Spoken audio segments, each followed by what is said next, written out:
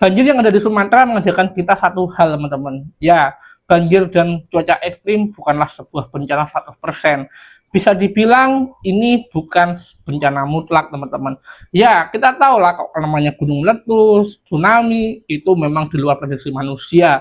Tapi kan kalian tahu nggak sih kalau namanya hujan, namanya banjir, itu konsekuensi alam. Bahkan hujan sudah terpetakan polanya setahun sekali, bahkan di akhir tahun kalau di Indonesia, teman-teman.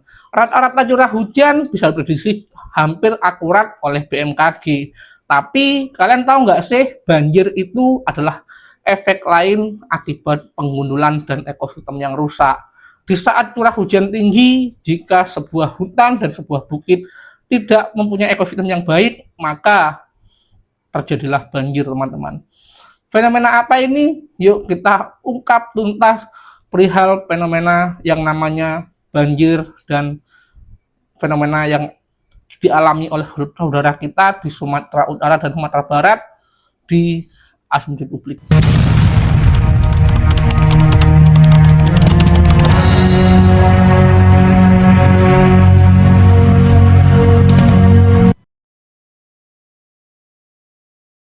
Kembali ke topik, sebenarnya banjir Sumatera ini bukanlah 100% bencana, melainkan adalah eksploitasi alam.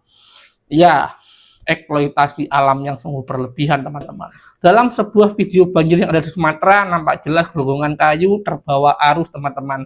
Kita tahulah, mulai dulu Sumatera itu sumber daya alamnya dikeruk, hutan dibabat, ekosistemnya dihancurkan, bahkan tanah sampai dikeruk dan diambil nikelnya, teman-teman. Pemerintah sih bilangnya ini demi negara, ini demi kebaikan bersama. Tapi apa yang dapat masyarakat Sumatera? Mungkin masyarakat Sumatera dapat pekerjaan, dapat sedikit pemasukan dari nilai kekayaan sesungguhnya, teman-teman.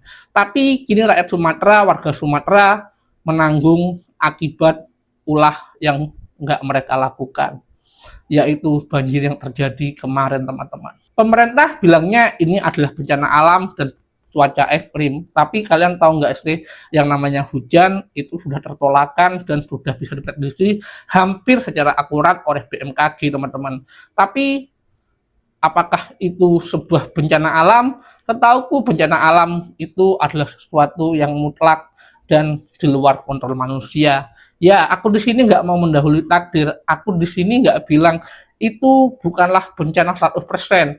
Ya, mungkin itu bencana alam, tapi nggak 100%. Karena apa? Banjir yang kemarin terjadi di Sumatera itu adalah soal konsekuensi alam. Curah hujan yang tinggi, tapi hutan yang gundul, ekosistem yang rusak, maka tanah longsor, sungai meluap, bukanlah suatu keajaiban, teman-teman. Bukanlah suatu kebetulan, tapi itulah hukum alam. Dengan adanya fenomena ini mengajarkan kita untuk menjaga dan mengkawal soal isu-isu perihal lingkungan hidup, perihal ekosistem alam, agar pemerintah kedepannya nggak semena-mena untuk mengeksploitasi sumber daya alam, teman-teman. Kita tahulah sumber daya alam jika digunakan maka akan menimbulkan konsekuensi. Gimana menurut kalian? Kalian setuju nggak, teman-teman? Atau kalian punya pendapat lain? Silakan komen di bawah, teman-teman. Mudah-mudahan pemerintah segera menyusut tuntas perihal kasus terjadinya banjir yang ada di Sumatera ini. Karena aku yakin banjir yang ada di Sumatera itu bukanlah suatu yang tiba-tiba terjadi tanpa ada pemicunya dan tanpa ada sebabnya. Ada sebuah ungkapan menarik, kita itu ekspor kekayaan tapi impor kemiskinan. Kita ekspor nikel, ekspor emas, ekspor batu bara, tapi impor baju bekas. Sungguh kenyataan dan sarkasme yang sungguh memahitkan, teman-teman. Kita akui nggak kita akui, fenomena ini terjadi di negara Indonesia. Pak Prabowo bilang di janji politiknya bahwa akan melakukan hilirisasi, akan melakukan pengolahan bahan mentah menjadi bahan jadi. Ya, mudah-mudahan program ini dilaksanakan ya, jangan hanya omon-omon. Karena kita tahulah, nilai suatu barang mentah dan barang jadi itu nggak bisa dibandingkan. Jika barang mentah diekspor, maka yang terlibat secara nilai ekonomi hanya orang-orang yang berurusan dengan tambang. Bahkan itu sangat amat nggak sebanding dengan apa yang dikorbankan. Sedangkan jika hilirisasi program Pak Prabowo ini benar-benar terjadi, maka nilai ekonominya akan sangat masif, teman-teman. Ya coba kalian bayangin, dari bahan mentah diolah menjadi bahan tengah jadi, menjadi bahan jadi. Itu berapa perusahaan yang terlibat. Yang kedua, berapa distribusi dan berapa penyerapan tenaga kerja yang terlibat. Yang ketiga, berapa brand yang terlibat. Jika barang sudah jadi, maka pasti ada brand, teman-teman.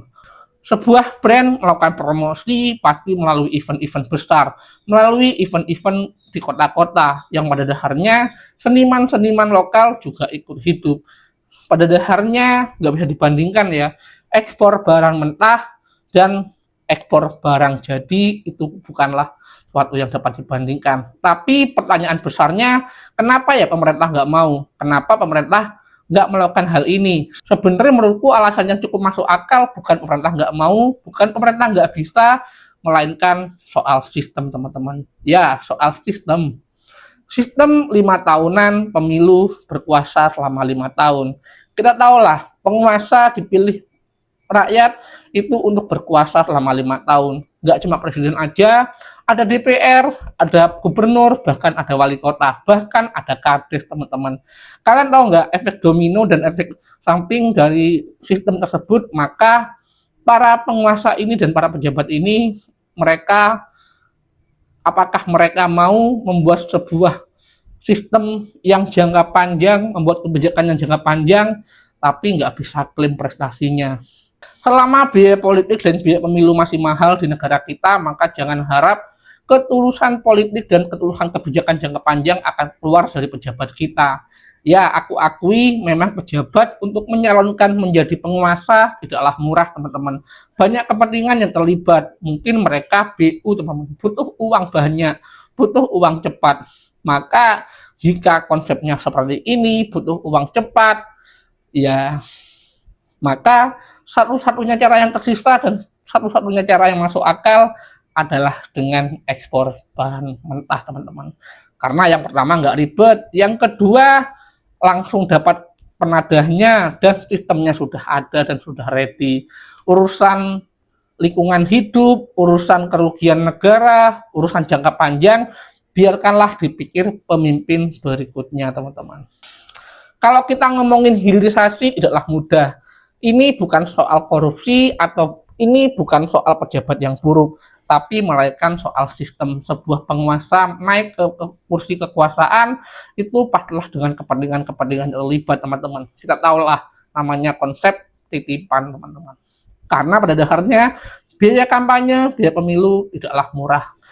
Itulah mengapa negara-negara besar seperti China, Rusia, pemimpinnya jangka panjang. Tapi Amerika 5 tahun sekali ya, tapi mereka sudah ratusan tahun merdeka, teman-teman. Korea, Jepang mungkin 5 tahun seperti kita, tapi kalian tahu mereka sukunya sedikit, teman-teman. Budayanya nggak beragam dan nggak seluas Indonesia, teman-teman. Jadi ungkapan ekspor kekayaan dan impor kemiskinan ini adalah sebuah realitas dan sebuah ungkapan yang sangat sulit untuk kita hindari dan kita sangkal, teman-teman.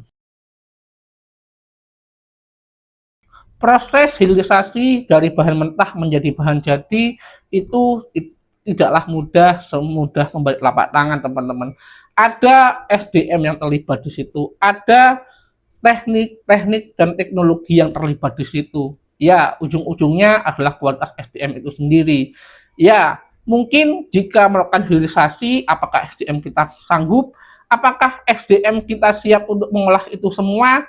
Apakah SDM kita siap untuk mengolah bahan-bahan mentah ini menjadi bahan jadi? Nanti kalau tenaga asing yang kelola, kita protes lagi, teman-teman. Ujung-ujungnya sebuah bangsa, sebuah negara bisa menjadi negara besar, negara adidaya dan negara maju, negara bahagia. Ujung-ujungnya adalah soal SDM itu sendiri. SDM yang baik dibentuk oleh habit, budaya, dan pendidikan, teman-teman. Habit melahirkan budaya, budaya dan habit dipicu oleh pendidikan. Kita tahulah pendidikan Indonesia masih belum merata. Sarjana kita masih terhitung sedikit.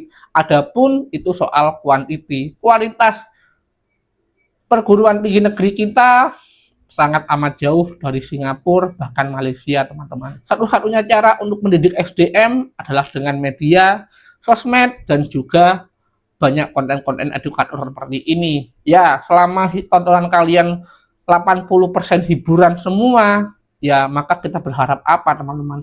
Kalau proporsionalnya mungkin 50-50, maka Indonesia nggak mustahil akan menuju Indonesia Mas. Aku nggak mendiskreditkan atau nggak memandang kecil hati konten-konten hiburan, teman-teman ya. Pada dasarnya manusia memang butuh hiburan, tapi manusia juga harus seimbang, teman-teman, antara hiburan dan belajar, antara hiburan dan menerima informasi. Informasi yang nggak penting, yang menghibur, dan informasi yang bisa menambah wawasan serta pola pikir mereka. Itu harus balance, teman-teman. Kita berharap apa dengan masyarakat yang baygon aja masih ada tulisannya jangan diminum. Literasi kita memang rendah, literasi Indonesia memanglah buruk. Pendidikan kita memang jauh di bawah rata-rata, teman-teman. Di Asia Tenggara ini seperti Singapura dan Malaysia. Tapi kita tahulah cara untuk membuat SDM dewasa, pendidikan memanglah kunci, tapi bukan satu-satunya, teman-teman. Informasi bisa kita dapat di mana aja. Dunia internet sekarang terbuka untuk semuanya, teman-teman. Jadi gunakanlah waktu kalian bersosmed dan menerima informasi secara bijak, karena ujung-ujungnya informasi yang kalian dapat, pola pikir yang kalian latih, itu akan menentukan nasib kalian di masa depan.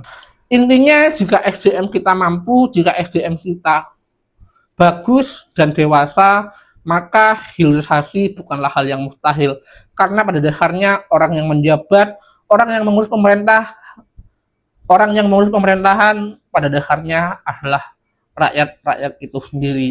Ada kultur dan ada budaya yang dibangun dari bawah, teman-teman.